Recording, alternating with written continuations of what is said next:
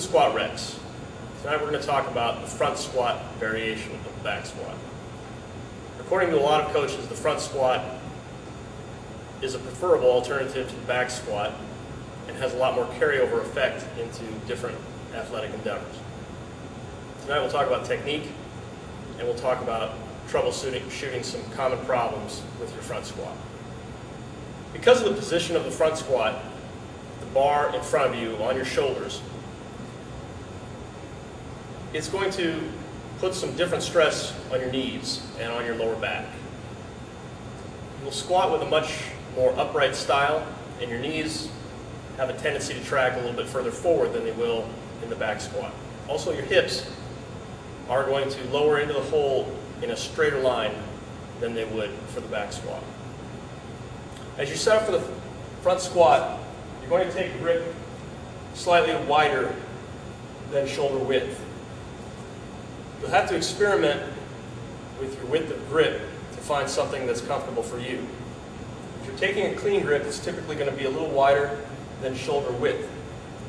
You're going to position yourself underneath the bar with your elbows held as far forward as you possibly can. You're going to position the bar on top of your front delts, across your clavicles, and resting slightly against your throat. However, you don't want it cutting off circulation. Position your hips underneath the bar and lift off of the rack. Step back into a comfortable position, and then you're going to squat straight down. You want to maintain upper body position throughout the squat.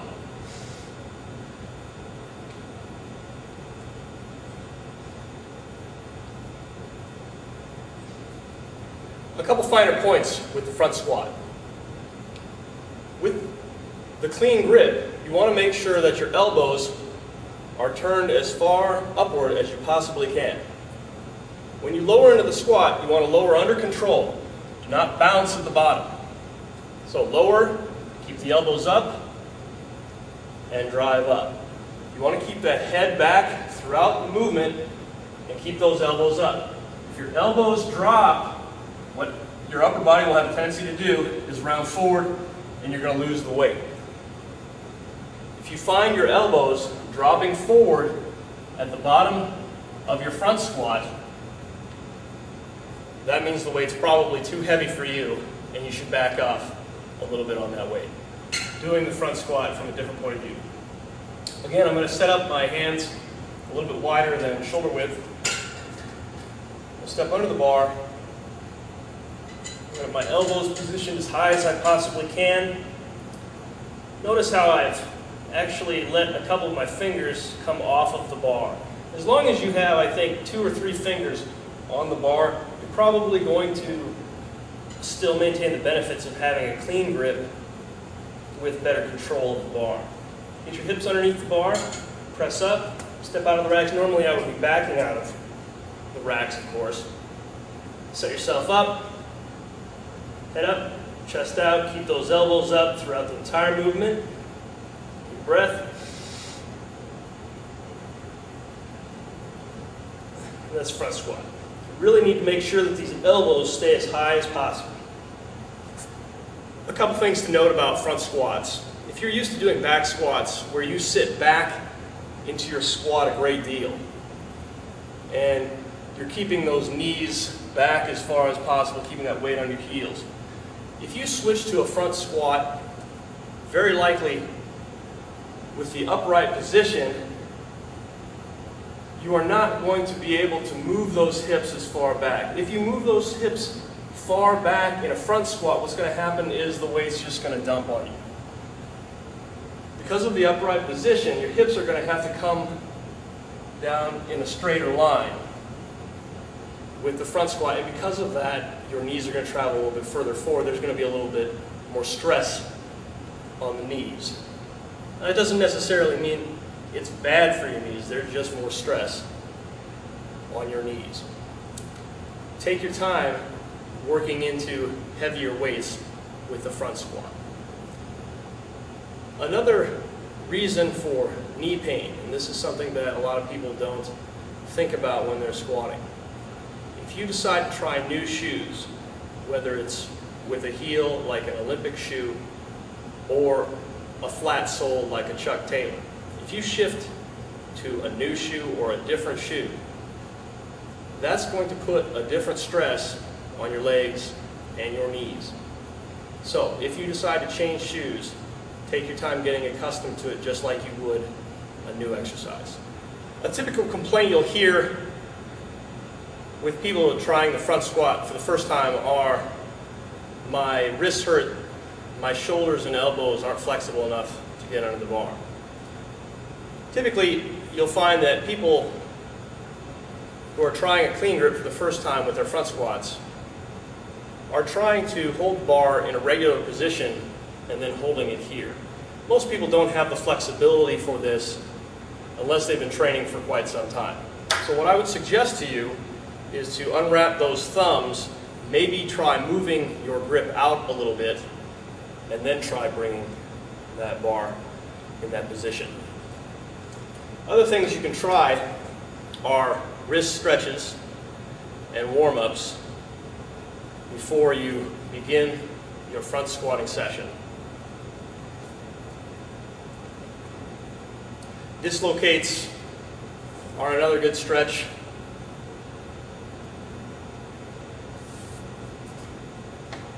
Also, if you're having a tough time getting into proper position underneath the bar with a clean grip, you can try getting into position unilaterally, just one arm at a time.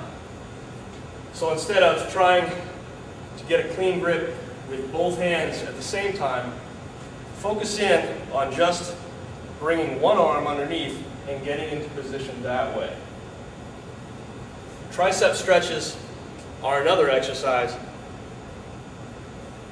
that will loosen you up a little bit and maybe make it easier for you to get into proper position for that front squat. Jim Schmitz, who was an Olympic weightlifting coach of the U.S. national weightlifting team for many Olympics, said that he had coached literally thousands of athletes in his career in how to front squat. He said that fewer than 1% of all of those people he instructed were just physically unable to accustom themselves to the clean grip when doing front squats. In my own experience, I found that even rather large athletes can get themselves into a proper position.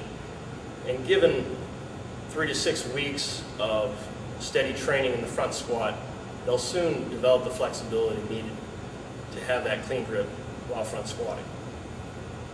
If you're not patient enough to wait those 4 to 6 weeks with the front squat and endure the discomfort that you're probably going to experience, you can try a couple different things. One of them would be the traditional cross your heart position. You would lay the bar across your shoulders and then cross your arms in front of you. Now, from this position, if you have to lose the bar, you can probably still get rid of it fairly easily.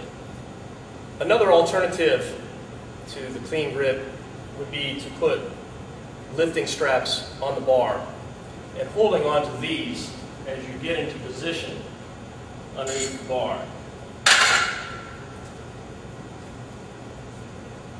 With either the cross your chest method or using the weightlifting straps, you aren't going to have as much control with the bar, but they are reasonable alternatives to clean grip.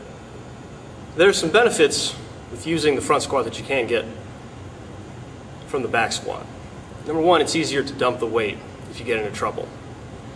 If you're in a power rack, you're going to have to dump it onto the support beams. If you have bumper plates, you can just drop it onto the ground. Because of the clean grip, it's pretty easy to just kind of push the weight away from your body.